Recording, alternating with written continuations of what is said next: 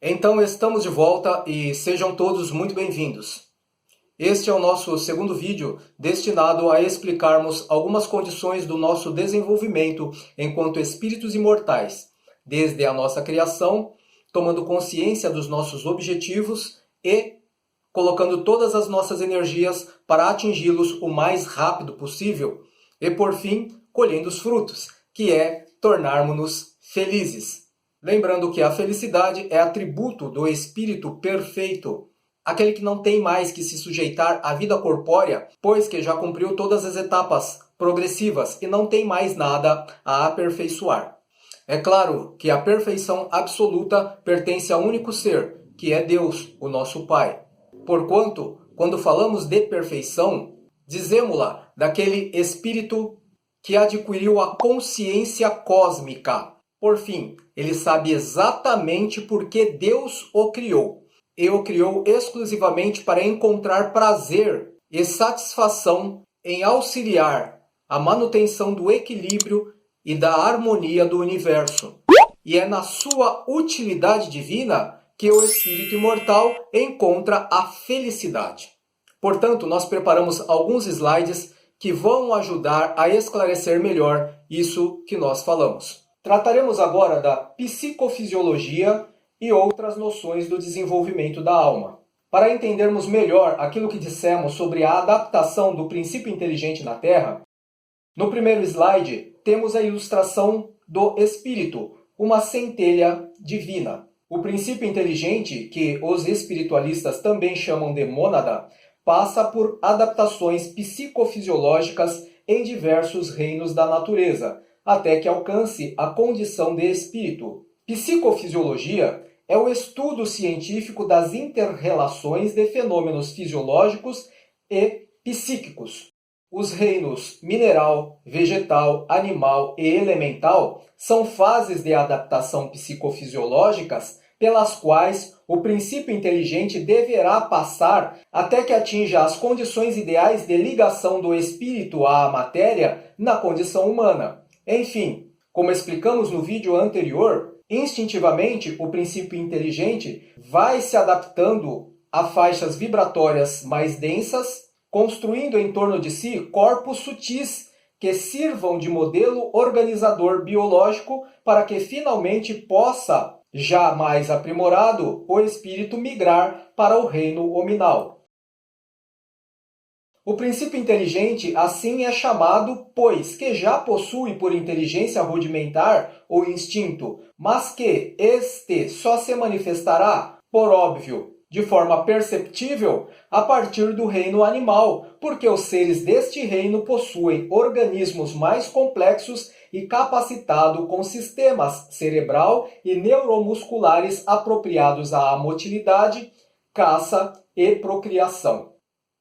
Segundo as doutrinas espiritualistas, no reino mineral, o princípio inteligente experimenta as impressões do meio em que vive, ou seja, registra tudo de forma automatizada enquanto está em estágio de adormecimento. Lembrando que o princípio inteligente, em sua adaptação de pouco a pouco, apropria-se das informações vibratórias dos elementos do reino em que está a estagiar e aprimora-se, criando em torno de si um campo vibratório compatível a conectá-lo com os elementos daquele reino, seja mineral, vegetal, animal ou hominal. Assim é que o espírito não se encontra dentro do corpo material, como muitos pensam, mas ligado a ele pelos campos vibratórios ou corpos sutis que inteligentemente criou em torno de si. É um ser etéreo manipulando um corpo material, como um piloto de aeromodelo ou marionetista, só que o faz pela ação da mente. Segundo as doutrinas espiritualistas ainda, no reino vegetal, para ele tudo se passa como um sonho, iniciando o processo de nutrição e de rudimentos sensoriais, mas sem a sensação de dor, calor ou frio como o conhecemos, simplesmente por não possuir um sistema nervoso ou cérebro para elaboração das atividades cognitivas.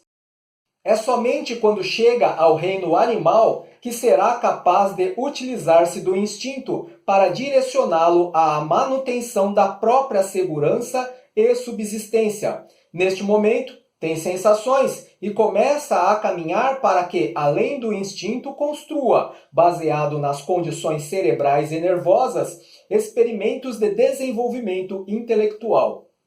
Assim, o princípio inteligente chega ao reino elemental, onde já reuniu camadas intermediárias entre ele, princípio vital, e o corpo tangível, formando níveis de consciência necessários ao seu aprimoramento na fase humana.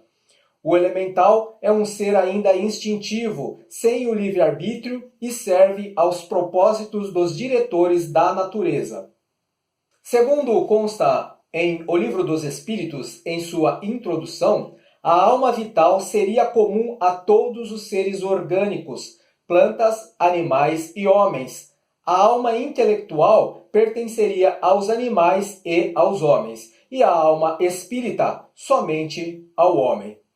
Poderíamos dizer então, de uma forma didática, que passamos por 3 fases distintas, desde o nosso decesso como princípio inteligente na Terra até a nossa caminhada que nos levará ao final, ao retorno ao mundo celeste pelo desenvolvimento espiritual. A primeira fase seria a fase de adaptação nos reinos inferiores. A segunda seria o aperfeiçoamento no reino hominal. E a terceira e última seria a sublimação do espírito, que ultrapassou a sua humanidade. Agora sim, nós poderemos trabalhar os conceitos do advento da racionalidade e do livre-arbítrio. No reino hominal, o princípio inteligente, agora espírito, encontra-se conjugado, formando um agregado anímico. Este agregado é formado por vários corpos, adquiridos durante as fases de adaptação do princípio inteligente. O agregado anímico é composto pelo corpo átmico, ou espírito, pelo corpo búdico, pelo corpo mental superior ou causal, pelo corpo mental inferior, pelo corpo astral ou emocional, pelo corpo etérico e pelo corpo físico.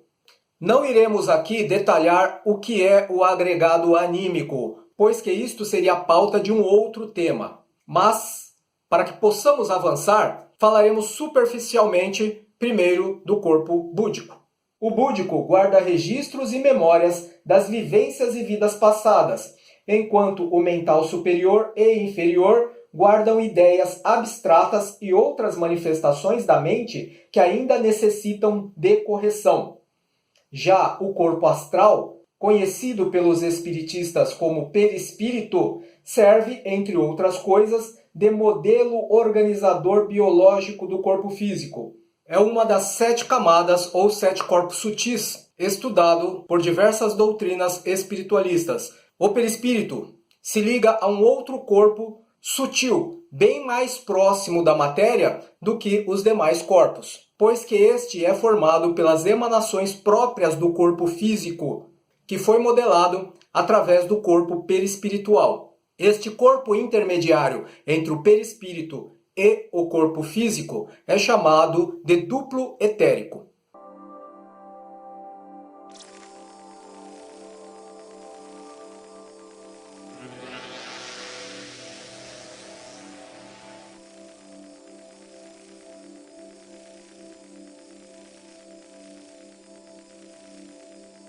O duplo etérico é capaz de filtrar todas as emanações desajustadas do espírito, evitando com isso que o corpo físico sofra-lhe as impressões que poderiam lhe ser fatais. Da mesma forma, as impressões externas recebidas pelo corpo físico através dos 5 sentidos também passam por essa malha chamada duplo etérico, evitando que o perispírito sofra-lhe impactos mais degradantes. Portanto, poderíamos até dizer que o duplo etérico é uma espécie de filtro que permite que o corpo físico sobreviva tempo suficiente para que o espírito cumpra a sua programação encarnatória.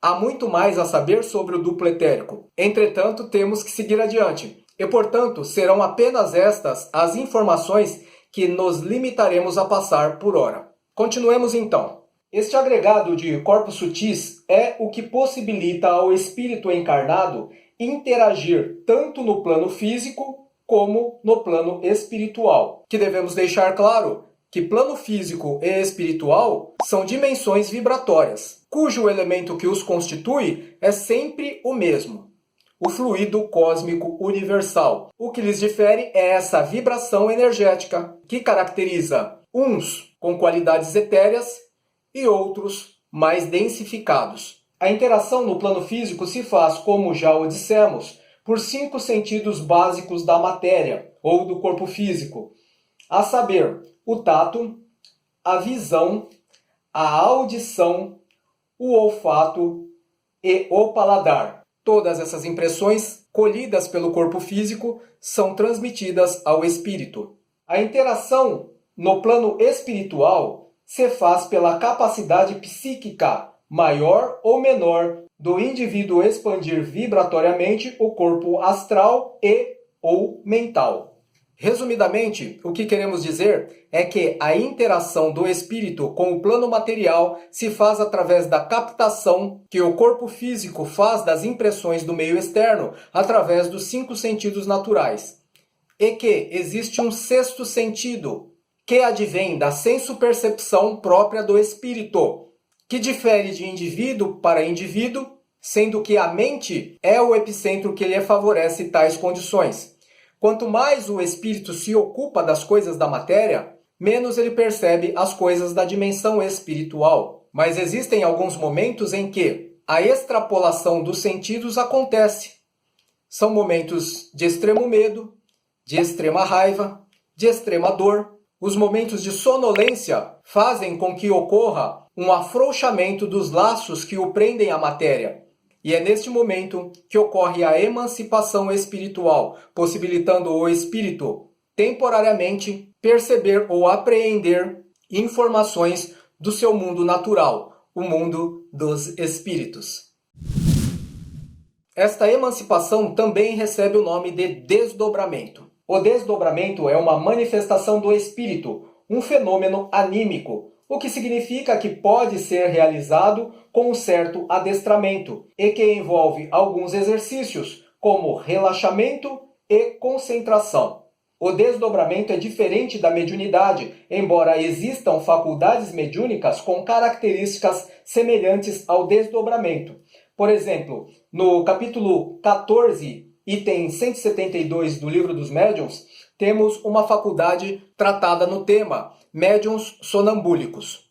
Agora falaremos um pouquinho sobre pensamento, sobre vibração e sintonia, já que o conteúdo que passamos até agora nos favorece a abordar tais assuntos. Todos os corpos vibram, e as vibrações criam ondas, que oscilam em uma frequência maior ou menor de acordo com as características do epicentro. Como o dissemos, o epicentro é a mente. Não estamos a falar do cérebro físico, estamos falando da mente, que caracteriza o espírito imortal. A expansão mental, extrapolação dos sentidos ou simplesmente desdobramento, não importa o nome, se assemelha a uma pedra que cai no lago criando ondas. Neste caso, é a pedra que se torna o epicentro. O mesmo se dá com o nosso pensamento, poderosa fonte energética, um fluxo mental que se propaga em ondas. O pensamento é capaz não só de sintonizar-se com outras mentes no universo, como também alterar vibratoriamente a condição de uma célula doente e até provocar a cura. O fotógrafo e escritor japonês Masaru Emoto mostra como as estruturas moleculares da água se modificam quando expostas a palavras, sentimentos, música e até imagens. Enquanto Barbara Ann Brennan é uma bem-sucedida curadora e autora do livro Mãos de Luz, provando-nos o potencial do psiquismo humano associado ao magnetismo. Do ponto de vista científico, sabemos que uma onda tem baixa amplitude quando as oscilações são pequenas. Ao contrário, tem alta amplitude quando as oscilações são grandes. Há ainda que se considerar o comprimento da onda, que é medida pela distância entre duas oscilações. Para que essa medida seja uniforme, deve-se medir a distância entre duas cristas consecutivas, compreendendo-se como crista o ponto máximo de uma oscilação. Para medirmos o comprimento de uma onda, utilizamos o metro, no caso das mais longas, e o angstrom, no caso das mais curtas. Para se ter ideia da pequeníssima medida que é o angstrom, basta lembrar que 1 milímetro tem 10 milhões de angstroms. Assim, temos que ondas longas são todas as superiores a 600 metros de comprimento, caminham ao longo da superfície terrestre e têm um pequeno alcance. Ondas médias são as de comprimento entre 150 e 600 metros. Caminham em parte ao longo da superfície, mas também se projetam para as camadas superiores da atmosfera.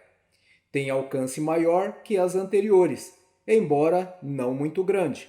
Ondas curtas são as que variam entre 10 e 150 metros. Rumam todas para a atmosfera superior e são captadas de ricochete. Têm alcance muito grande, podendo ser captadas até nos polos do planeta. Ondas ultracurtas são todas as que forem menores que 10 metros. Têm muito maior alcance e força, ecoando nas camadas superiores da atmosfera. Esta é a frequência vibratória dos espíritos superiores. Baseando-nos então nesta pequena descrição, podemos ter ideia sobre as ondulações e as frequências vibratórias que os nossos pensamentos são capazes de alcançar. Assim é que, para que se estabeleça uma comunicação, é necessário que as mentes envolvidas no processo estejam vibrando em uma mesma faixa. Podemos compreender, portanto, que é muito mais simples que os espíritos superiores desçam vibratoriamente até a nossa faixa vibratória para estabelecer comunicação conosco e, por conseguinte, que nós nos esforcemos para elevar o nosso padrão vibratório para que possamos, por exemplo, em nossas orações, sintonizarmos-nos com eles. A sintonia designa na física a condição de um circuito cuja frequência de vibração é igual à do outro. Tudo no universo vibra. Nós, espíritos, já estamos condicionados a vibrações em certos padrões. Padrões de alegria, tristeza, amor, ódio ou etc. Saberemos, portanto, qual tipo de sintonia estamos a estabelecer simplesmente analisando os próprios pensamentos e sentimentos. Exercícios de relaxamento, concentração e vigilância da qualidade dos nossos pensamentos permitirão que tenhamos uma conexão maior com os espíritos superiores, recebendo-lhes as boas inspirações. Isto porque passamos a vibrar em ondas médias que podem alcançar a atmosfera, pois os espíritos superiores vibram em ondas mentais ultracurtas, que têm muito maior alcance e força, ecoando nas camadas superiores da atmosfera. Do contrário, vibraremos em ondas longas, ou seja, a mesma faixa vibratória dos espíritos inferiores, permitindo-lhes a interferência indesejada em nosso campo mental. Assim, o espírito encarnado se assemelha à pedra que cai no lago, onde o epicentro não é mais a pedra, mas o pensamento. Quando, por exemplo, oramos com fervor ou nos desesperamos, o efeito é semelhante, mas a qualidade vibratória é muito diferente. Por isso, treinar a mente e orar é fundamental. A sugestão que deixamos é a leitura da lição do capítulo 27 de O Evangelho segundo o Espiritismo. Pedi e obtereis o modo de orar. Por este ensinamento, compreenderemos a importância do fervor durante a oração para que ela chegue a Deus. Alguns exercícios diários de relaxamento e concentração, de vigilância e oração por si já nos auxiliarão a um domínio maior de nossa mente. Projete diariamente suas orações aos enfermos e necessitados, e também a você. Conhecerá assim o quanto sua mente é poderosa. Afinal, Jesus nos esclareceu: digo-lhes a verdade, aquele que crê em mim fará as mesmas coisas que eu fiz e as fará ainda maiores, porque eu estou indo para o Pai, e tudo o que pedires em meu nome eu o farei, para que o Pai seja glorificado no Filho. Evangelho de João, capítulo 14, de 12 a 14. Então nós encerramos esse vídeo por aqui e prosseguiremos com o próximo vídeo. Basta buscar o link no card no canto superior direito ou então aqui mesmo abaixo na descrição deste vídeo. Um forte abraço, até a próxima!